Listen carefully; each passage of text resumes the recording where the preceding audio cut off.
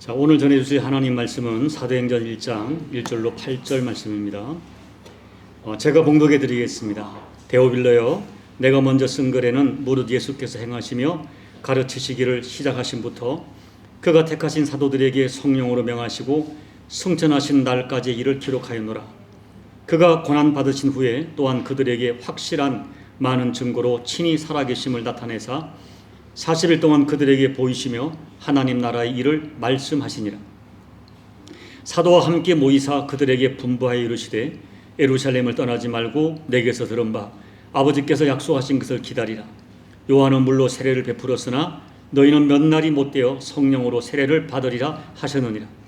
그들이 모였을 때에 예수께 여쭈어 이르되 주께서 이스라엘 나라를 회복하시니 이때니까 하니 이르시되 때와 시기는 아버지께서 자기의 권한에 두셨으니 너희가 알 바 아니요 오직 성령이 너희에 임하시면 너희가 권능을 받고 예루살렘과 온 유대와 사마리아와 땅끝까지 이르러 내 증인이 되리라 하시니라. 아멘. 오늘부터 특별한 사정이 없는 한 사도행전을 강의하려고 합니다. 사도행전은 우리가 흔히 성령행전이라고 부릅니다. 오늘 읽어드린 사도행전 1장 8절 말씀 제가 다시 한번 읽어드립니다. 오직 성령이 너희에게 임하시면 너희가 권능을 받고 예루살렘과 온 유대와 사마리아와 땅끝까지 이르러 내 증인이 되리라 하시니라. 이 말씀처럼 초대교회 제자들에게 성령이 임하시고 성령 받은 제자들이 어떻게 변화되었고 그래서 변화된 그들이 어떻게 땅끝까지 복음이 전해졌는지를 증언하는 간증 같은 그 간증을 담은 역사서가 사도행전입니다. 그래서 사도행전은 기독교 교리나 윤리를 가르치는 성경이 아닙니다.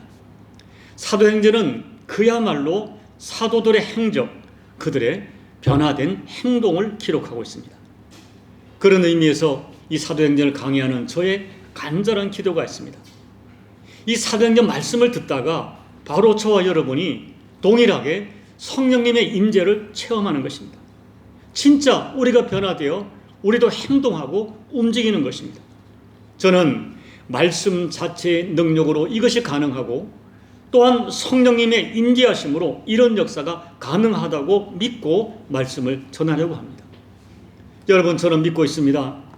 우리 주님께서 우리에게 바라시는 것은 우리가 주님께 무엇을 해드리는 그런 헌신보다는 우리가 말씀으로 인하여 주님이 기뻐하는 존재로 변화되는 것, 그것을 주님이 원하신다고 굳게 믿고 있습니다. 이렇게 내가 말씀으로 변화될 때에 나로 말미암아 변화된 나로 말미암아 가정이 변하고 교회와 우리 주변 사람들이 변하는 기적을 우리는 체험하게 될 것을 꿈을 꾸고 믿으면서 설교를 하려고 합니다. 그런데 여러분, 우리의 문제가 뭡니까? 여러분, 정직하게 말해서 저와 여러분이 얼마나 완고한지 모릅니다. 우리는 우리 자신이 얼마나 변화되기 어려운 존재인지 스스로 잘 알고 있습니다. 사실 우리가 지금 이만큼 변화된 것도 감사고 기적입니다. 그리고 우리의 변화는 말씀 때문에 변화됩니다. 윤리와 도덕을 배워서 변하지 않습니다, 여러분. 하나님 말씀이 우리를 변화시킵니다. 그럼에도 불구하고 우리의 아픔은 뭐예요?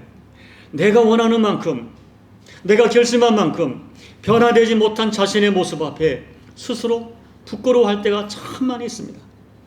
그런데 여러분, 이것은 이 땅에 육신을 입고 있는 모든 사람들의 한계입니다. 그리고 현 주소입니다.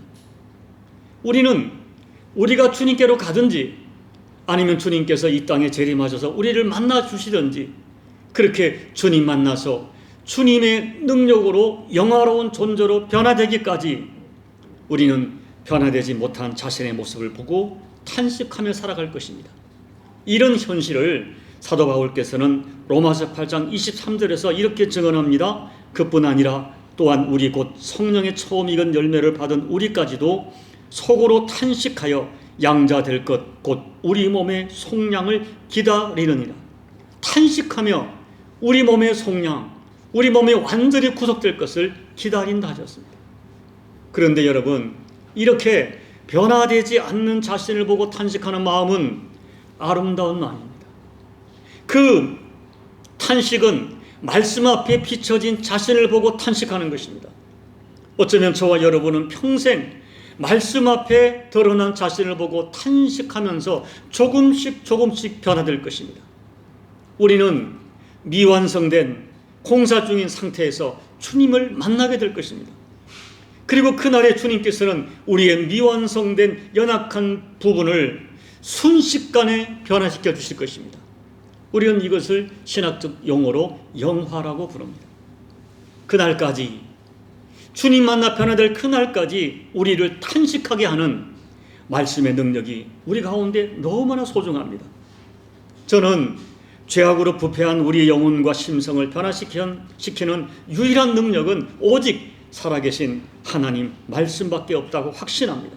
그래서 우리가 성경을 묵상하고 성경을 올바르게 해석하고 또 성경을 시대와 상황에 맞게 말씀을 선포하는 이 일은 교회를 교회되게 하는 절대 가치라고 굳게 믿고 있습니다. 그래서 저는 이 설교를 목회의 핵심 가치로 두고 있습니다. 그런데 40년을 설교하는데도 설교는 저에게 익숙하지 않습니다. 너무 어렵고 힘이 듭니다. 여전히 아마추어입니다. 이렇게 설교 때문에 진통하다가 문득 이런 생각을 하게 되었어요. 제가 왜 설교 때문에 이렇게 진통하는가? 그 이유를 곰곰이 살펴보니 언제부턴가 제가 성도들에게 설교로 은혜를 끼쳐야 한다는 강박관념이 있기 때문이 아닌가 하는 생각을 하게 되었습니다. 그리고 곰곰이 정직하게 생각해 보니 그 강박관념은 사실이었습니다.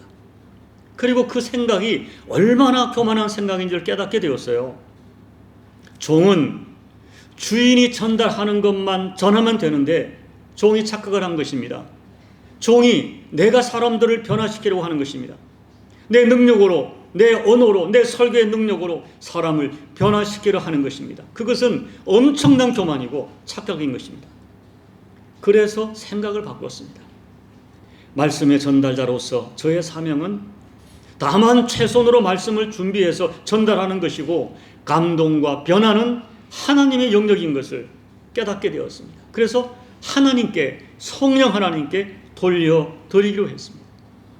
언젠가 제가 사랑하는 어느 집사님이 중한 병이 걸렸습니다. 그 집사님은 저를 신뢰하고 믿으셨기 때문에 제가 와서 간절히 안수하며 기도해 주기를 소망하셨습니다. 그래서 거의 매일 그분의 댁을 방문해서 예배를 드리고 안수하며 기도를 드렸습니다. 저는 하나님의 능력, 살아계신 주님이 만져주시면 어떤 중병도 나을 것을 조금 더 의심하지 않았습니다. 그런데 집사님의 병이 점점 중해지는 것입니다. 차도가 없는 것입니다. 그러면서 그분을 찾아 기도하고 신방하는 것이 저에게 너무나 부담이 되었어요. 그렇게 부담스러워하고 아파하는데 어느 분이 저에게 그런 조언을 주셨어요. 목사로서 환자를 긍휼히 여기며 예수 이름으로 기도해 주는 것은 목사의 사명이고 그를 낫게 하시고 치료하시는 것은 하나님의 영역인데 내가 왜 하나님의 영역까지 걱정을 하느냐 말씀하는 거예요. 그때 자유함을 얻었습니다. 그래서 믿음으로 신방하고 믿음으로 안수하며 기도해 줄 수 있게 되었습니다. 오늘 설교도 마찬가지입니다. 설교를 전하는 것은 목사의 사명이고 말씀을 통하여 사람을 변화시키는 것은 하나님의 영역인 것을 다시 고백하면서 제 마음에 자유함과 평안이 생겼습니다. 이제부터 사도행전을 그런 마음으로 설교하려고 합니다. 제게 주어진 영성으로 최선을 다하여 말씀을 준비하며 전할 것입니다. 그리고 사도행전 강의 설교를 하면서 설교하는 저부터 다시 한번 성령님께 잡히는 은혜가 회복돼서 저부터 변화되는 시간이 될 것을 기대하며 말씀을 전할 것입니다. 그러면서 저에게 솔직한 진실한 소망은 이 사도행전을 강의하는 중에 여러분 중에 단 한 분이라도 진정으로 사도행전적 변화, 하나님의 임재하심을 체험하고 성령의 나타나심을 강력하게 체험하는 은혜가 있기를 소망하며 설교할 것입니다. 이런 소망을 가지고 사도행전 1장을 준비하는 저에게 가장 먼저 보여지는 영적인 포커스는 복음의 본질과 핵심에 관한 것이었습니다. 과연 사도행전이 우리에게 전하고자 하는 핵심 메시지가 무엇인가?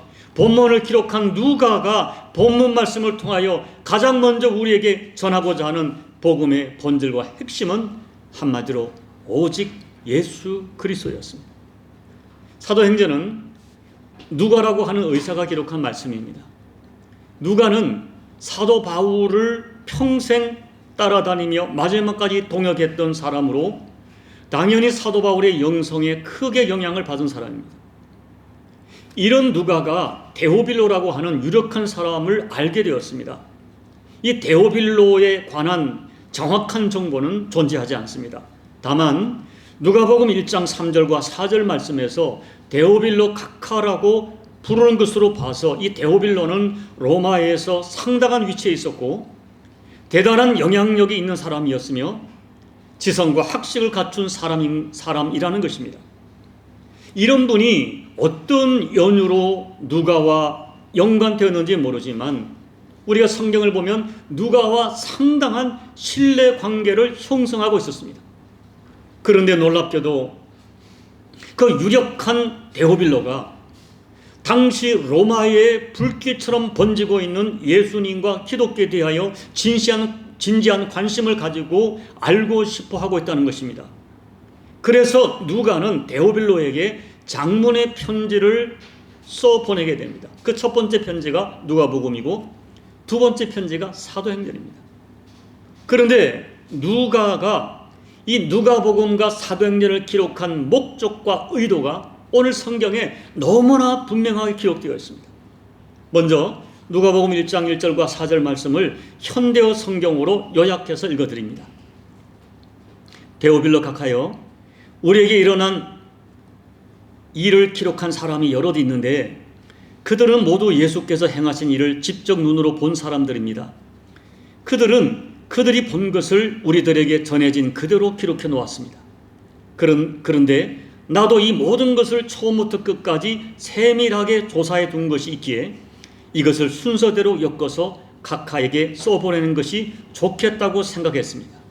각하께서 이미 듣고 계신 모든 것이 참되다는 것을 다시 확정시켜 드리고 싶기 때문입니다. 그리고 오늘 사도행전 1장 1절과 3절 말씀을 제가 현대어 성경으로 읽어드리는데요. 여기에 분명하게 사도행전을 쓴 목적을 이야기합니다. 데오빌로여, 내가 첫 번째 편지에서 예수님의 생애와 그 교훈과 또 예수께서 친히 택하신 사도들에게 성령으로 여러 가지를 지시하고 하늘로 승천하신 일까지를 말씀드렸습니다. 예수께서는 십자가에 달려 죽으셨다가 다시 살아나신 후에 40일 동안 여러 번 사도들에게 나타나 몸소 자신을 보이시며 살아 계시다는 것을 확실한 증거로 보여주셨습니다. 그리고 그때마다 하나님 나라에 대하여 말씀해 주셨습니다. 결국 사도행전 1장 1절부터 3절의 말씀은 누가가 먼저 기록한 누가복음 전체를 요약한 것입니다.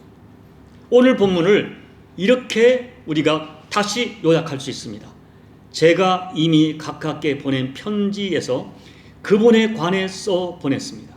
이제 그분에 대해 더 많은 것을 말씀드리겠습니다. 여기서 우리는 매우 중요한 핵심 포인트를 주목해야 됩니다. 그것은 누가가 두 번째 편지 사도행전을 통하여 데오빌로에게 반드시 전하고 싶은 중심 개념과 핵심 가치가 있는데 그것은 단 하나, 그분 예수님에 관한 모든 것이었어요. 결국 누가가 사도행전을 통하여 전하고자 하는 복음은 예수님에 관한 모든 것, 그것입니다. 마가복음 1장 1절에서 마가도 같은 증언을 합니다. 하나님의 아들 예수 그리스도 복음의 시작이다. 여러분, 정리하면 누가나 마가나 마태나 요한이 말하는 것은 기독교는 어떤 사상이나 교훈이나 가르침이 아니라는 것입니다. 이것이 기독교가 유교와 불교와 다른 것입니다. 유교와 불교는 공자나 석가보다는 그들이 깨달은 지혜나 그들이 가르친 가르침을 중시합니다. 그러나 기독교는 예수님 그분, 예수님 자신이 복음의 핵심입니다. 기독교는 단순히 세상에 적용해야 할 도덕과 윤리가 아닙니다. 기독교는 인간을 개조하는 이념과 사상도 아닙니다. 기독교 복음은 오직 예수님의 이야기입니다. 여러분, 예수님이 역사적으로 존재했다는 것은 일반 역사도 인정하고 있습니다. 또 한편으로 예수님께서 십자가에서 죽으셨다는 것도 일반 역사가 인정하고 있습니다. 중요한 것은 그 예수님을 어떤 예수로, 어떤 분으로 믿고 있느냐, 그리고 나는 그 예수님과 어떤 관계를 맺고 있느냐가 중요합니다. 그리고 예수님이 십자가에 죽으셨다는데 그 십자가 죽음이 나에게 어떤 의미가 있는가, 나와 어떤 관계가 있느냐, 어떤 죽음으로 믿고 있느냐, 이것이 굉장히 중요합니다. 그래서 누가는 예수님에 대하여 자세하게 데오벨로에게 알려주고 있는 것입니다. 과학자요 의학자인 누가는 과학과 의학으로 믿을 수 없는 일들을, 예수님이 행하신 그 많은 일들을 있는 그대로 소설하고 있습니다. 먼저 누가는 놀랍게도 그 의학자인, 의사인 그가 예수님이 처녀의 몸에서 탄생했다고 자세하게 증언합니다. 그리고 예수님이 행하신 모든 수많은 기적들, 물이 변하여 포도주가 되게 하고 죽은 자를 살리고 바다 위를 걸어가고 오병이어의 기적들, 인간의 지성과 이성으로 받을 수 없는 이야기들을 사실로 그대로 기록하여 증언합니다. 그리고 이러한 기적들은 모두가 예수님이 누구신지를 증명하는 표적이라고 증언합니다. 그러나 더 이해할 수 없는 것은 그렇게 인간이 상상할 수 없는 기적으로 자신이 하나님이시요 메시아 되심을 증명하시던 예수님이 예루살렘으로 올라가서는 너무나 무기력하게 체포되고 너무나 무기력하게 십자가에 달려 죽으셨다는 것입니다. 그렇지만 예수님은 오늘 본문 3절에서 증언하는 것처럼 3일 만에 다시 살아나셔서 확실한 증거를 여러 사람에게 40일 동안 보이시며 하나님 나라 일을 가르치시다가 감람산에서 제자들이 보는 가운데 하늘로 올라가셨다는 것입니다. 여러분, 이런 이야기들은 어쩌면 당시의 지성인들이 들을 때 있을 수 없는 이야기요, 믿을 수 없는 이야기요, 소설 같은 이야기요, 그래서 거절당하고 무시당할 수밖에 없는 이야기를 누가는 당대의 지성인 중의 지성인 데오빌로에게 증거하고 있다는 것입니다. 여러분, 정리하면 기독교의 본질과 핵심은 오직 예수 그리스도입니다. 우리가 믿고 있는 복음은 오직 예수님이십니다. 이것을 성경은 일관되게 증언합니다.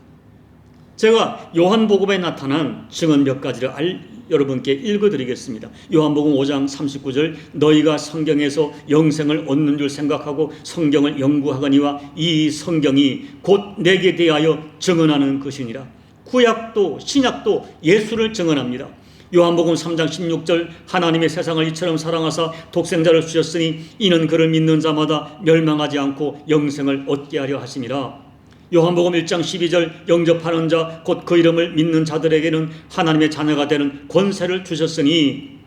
요한복음 11장 25절 26절, 나는 부활이요 생명이니 나를 믿는 자는 죽어도 살겠고 무릇 살아서 나를 믿는 자는 영원히 죽지 아니하리니 이것을 내가 믿느냐.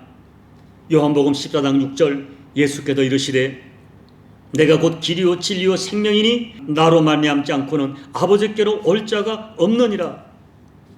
여러분, 결국 누가복음과 사도행전 1장 1절 이하의 말씀을 해석하면 이런 뜻입니다. 데오빌로 각하여, 기독교에 대하여 알고 싶으시면 제가 자세히 말씀드리겠습니다. 그러나 제가 할 수 있는 일은 지금까지 있었던 진실을 요약해 드리는 것밖에 없습니다. 진실은 이렇습니다. 예수라는 분이 계셨습니다. 그분은 스스로 하나님의 아들이라고 주장하셨습니다. 그리고 수많은 기적들로 자신이 하나님이신 것을 증명하셨습니다. 그분은 자신이 세상에 온 것은 세상을 심판하려고 오신 것이 아니라 세상을 구원하시려고 오셨다고 말씀하셨습니다. 그리고 그 말씀처럼 인간들의 죄를 대신하여 자신을 십자가에 내어주셨고 죽으셨습니다.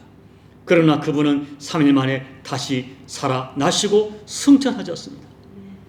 특별히 누가는 예수님의 부활을 강조합니다. 그렇지만 부활하신 주님이 죽은 자들 가운데 살아나셨고 자기 몸으로 나타나셔서 말씀하셨지만 사람들은 믿지 않았다고 증언합니다.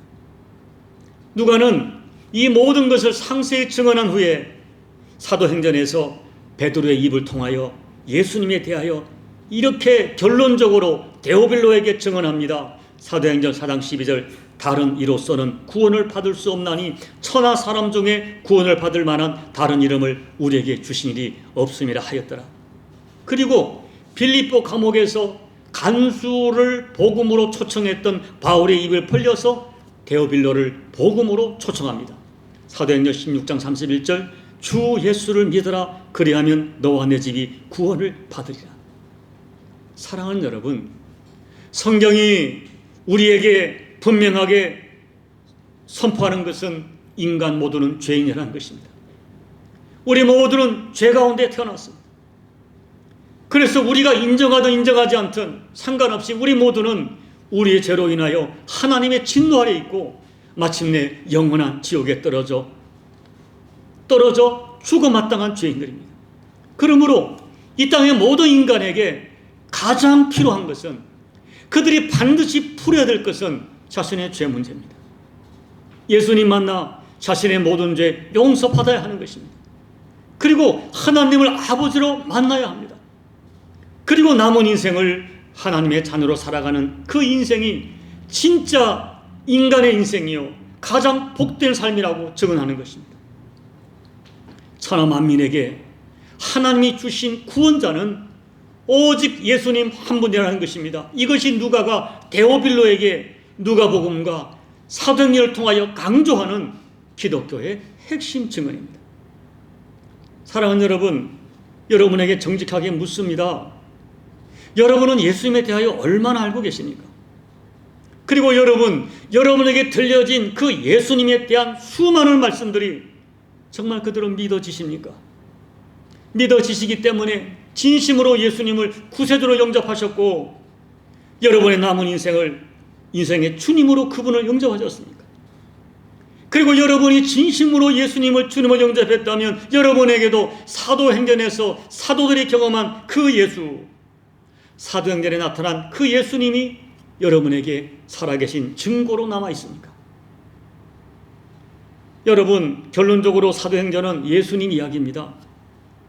예수님 분명히 부활하셨고 살아계신 하나님이시기 때문에 그 예수님 때문에 어떤 일이 일어났는지 증언하는 것입니다.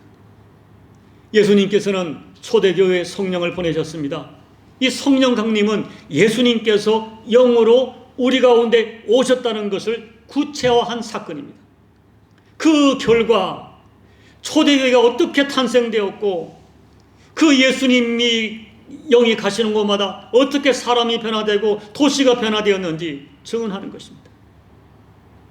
어느 날 오후에 베드로와 요한이 성전에 올라가다가 자리를 펴고 앉아 구걸하는 안전뱅이를 보았습니다. 그리고 성령의 감동을 받아 나사렛 예수 그리스도의 이름으로 일어나 걸으라고 명령합니다. 그러자 그 안전뱅이가 일어나 걷고 뛰면서 하나님을 찬양하는 사람으로 변화되었습니다.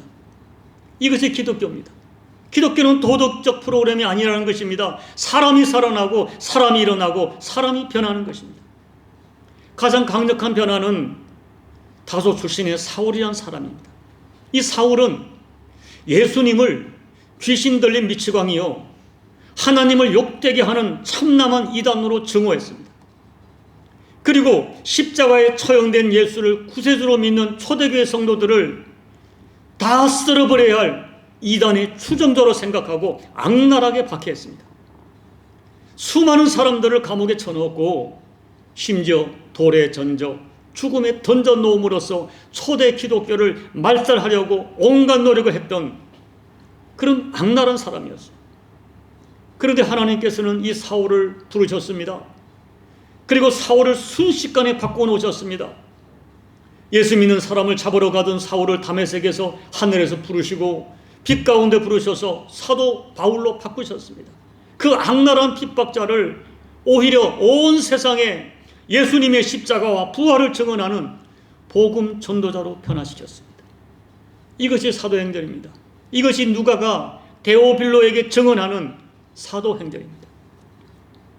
그러나 예수님 이야기는 사도행전에서 끝나지 않습니다. 살아계신 예수님은 지금도 역사하고 계십니다. 예수님께서는 놀랍게도 이렇게 악한 세상에서 여전히 사랑을 변화시키시고 장차 올 영광의 나라를 위하여 사람을 준비시키십니다. 지금도 중동에서, 공산권에서, 우리가 상상할 수 없는 그 땅에서 사람들이 변합니다. 생각할 수 없는 방법으로 변합니다. 예수님께서 구원하기로 작정된 충만수가 차기까지 계속 이 일이 진행될 것입니다. 그리고 하나님이 작정하신 충만수가 차면 주님 다시 오십니다. 그리고 최후 심판을 하실 것입니다. 그리고 그분의 나라가 영광 가운데 도래할 것입니다. 이것이 2000년 전 누가가 데오빌로에게 전하고자 했던 복음의 본질적 메시지입니다.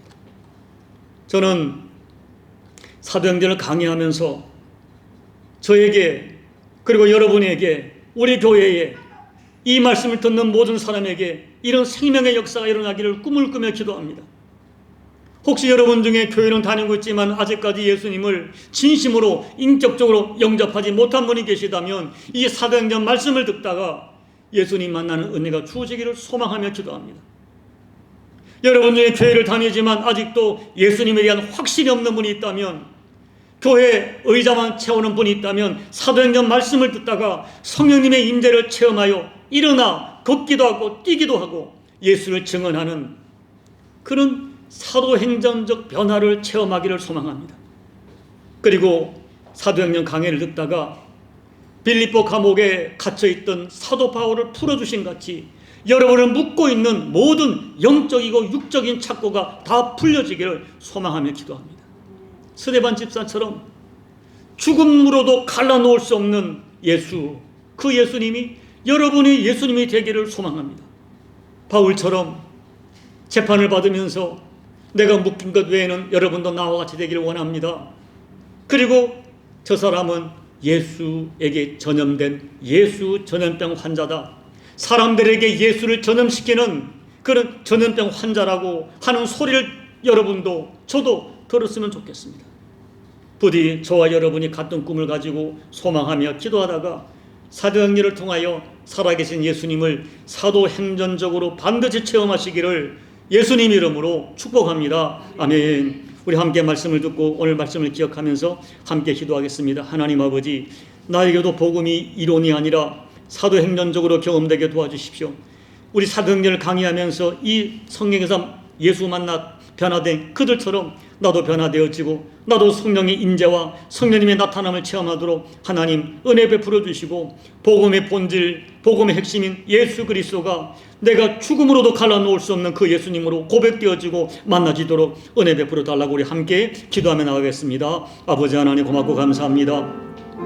오늘도 저희들에게 은혜를 베풀어 주셔서 사도행전 강해를 듣게 하시면 감사합니다. 하나님 아버지, 말씀만이 우리를 변화시키는 아버지의 능력이기에 우리가 말씀을 소망합니다. 말씀을 소망합니다. 말씀으로 우리를 깨우쳐 주십시오. 말씀 앞에 비춰진 우리를 보고 하나님 앞에 나가게 도와주시고, 하나님, 내가 믿는 예수님이 정말 살아계신 하나님이시기에, 영으로 계신 하나님이시기에 반드시 우리 가운데 있다면 우리가 변화되는 것이 마땅하다고 믿습니다. 우리에게 오신 예수님이 교리의 예수가 아니라, 지식의 예수가 아니라, 이론의 예수가 아니라 사도행전적 예수님으로 경험되게 도와주십시오. 사도행전에 등장하는 수많은 사람들이 만났던 예수, 그 예수로 변화됐던 그 변화가 우리 심령 가운데, 우리 가정 가운데, 우리 교회 가운데, 우리 도시 가운데 이루어지는 사도행전적 체험이 될 수 있도록 하나님 아버지 은혜 베풀어 주시옵소서. 말씀을 전하는 자나 듣는 자가 동일하게 이 말씀으로 변화된 역사를 반드시 체험할 수 있도록 아버지 은혜 베풀어 주십시오. 은혜 베풀어 주십시오. 아버지,